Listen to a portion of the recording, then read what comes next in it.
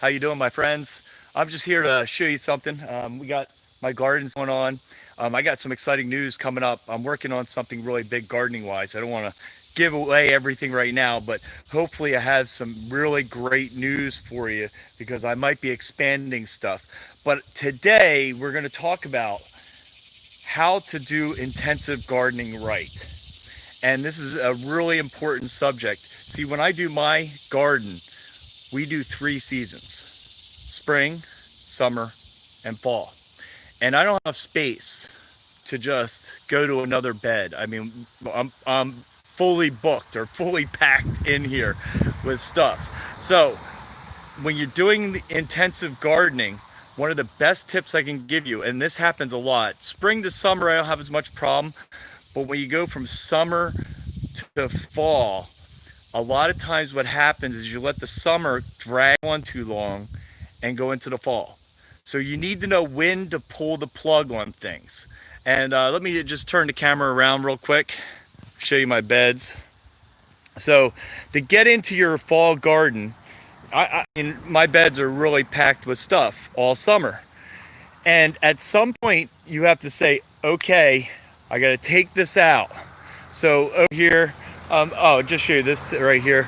So I had my onions and my garlic here. They got pulled out in June. So I start planting carrots. Okay, we have some at the beginning of this month, August, we put in some broccoli rabe and some beets. So that's pretty much a good timing for that. Here's my beans. Okay, we got a lot of really good stuff. Oh, here's my trail of tier black beans, some more carrots that we're picking from, parsley, some Swiss chard. We've been tearing into Swiss chard here lately. All right, so I'm over here, and here's an empty spot, and I just want to tell you what is going on. If you looked at my earlier video, you would see that I had tomatoes over here and into the back, and then I actually had a trellis here with cucumbers. Now, this is the thing about intensive gardening is a lot of times you want to extend your season on one thing so long that you run out of time for everything else. So what you have to do is you have to pull the plug. So what I mean by that is that this part of the garden, there's still cucumbers. We got a ton, a deluge of cucumbers. But I could have kept on getting more. But at some point, you get into August and you say, okay, even though I'm still getting cucumbers from this, I'm going to pull it out because I need that spot. So I could have got a lot more cucumbers. But then if I did that, I would have got too late in the season and I wouldn't have been able to plant something else that needs to be planted in the middle of August. What I did here was I pulled out my cucumbers here, and then I had 2 tomato plants in the back. And what I do with the tomato plants is, even if you don't have red, see I have these red tomatoes on here, the plants so I had some green ones. And all you do with that is you can still use the green ones. You take the green ones inside, I set them on our countertop, and eventually they ripen, and then you can use them just like tomatoes. But after I have some rows of lettuce that I planted by seed, and then I have some peas that I put in the back. Now, the peas I could have probably went a little longer into the season before I did it, but I just figured I'd throw them in now. Sometimes when I do peas, if they don't come up, I just replant some more. But that's what I got there. And over here, I had some zucchini plants, and they took up this whole space right here, this whole corner right here. And I tore those out. And the reason why is because I need more space. Now, I could have kept on getting zucchinis, but we got a ton already. But I need this spot so that I can start doing the fall and then and it's growing again. I plan on in the next couple of weeks here, probably by the beginning of September, I want to plant some spinach, some arugula, and get some of those plants that are great for the fall. So that's my video for today.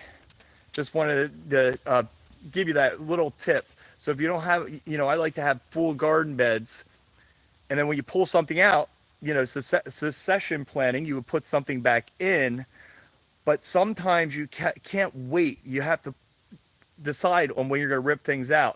In fact, I'll tell you these tomato plants, most of my tomato plants, our first frost is usually in October 10th about is I think the average. Um, I don't usually, and you could keep these tomatoes in here the whole summer right up to the frost. And I used to do that. I'd even cover it and try to get some more.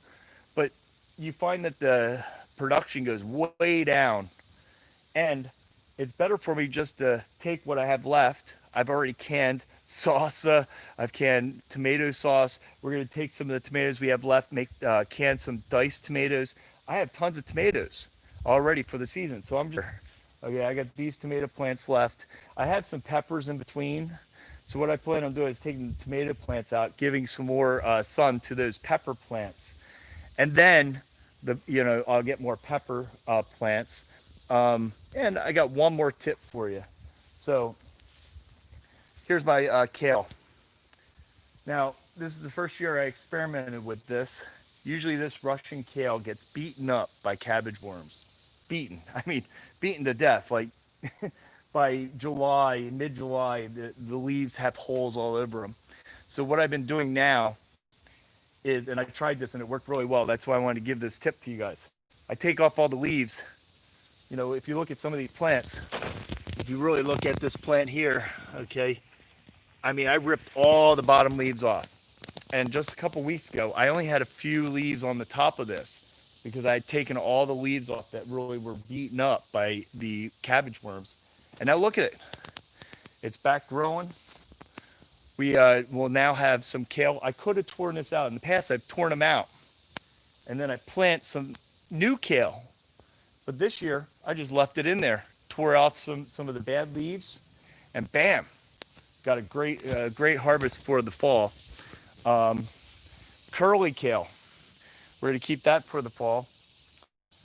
Curly kale is great because it doesn't really get beaten up as much by the cabbage worms. I mean, that's one thing I really noticed about the cabbage. That's why I like planting this. I like this kind of kale, and I do like the red Russian that I had over there.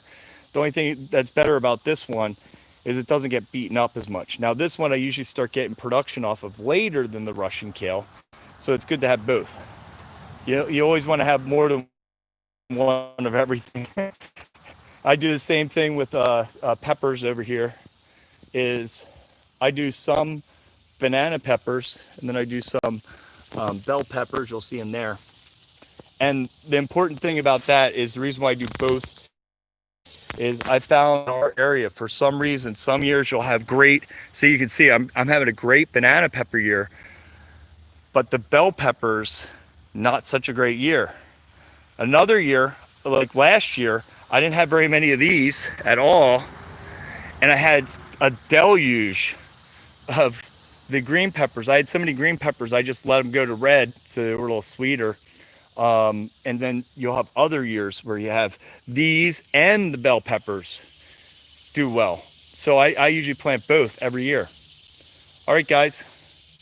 Well, that's what I wanted to show you from the garden today. So just remember, if you want to do intense planting and you want to get some fall harvest and you don't have much room in your garden, you got to start pulling the plug on stuff. So you start pulling the plug on stuff in the beginning of August. Middle of August, I pulled some more things out.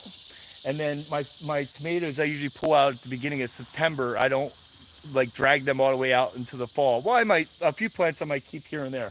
But for the most part, I get them out of the garden so I can plant something else and get even more stuff for the fall. All right, guys, we'll talk to you later.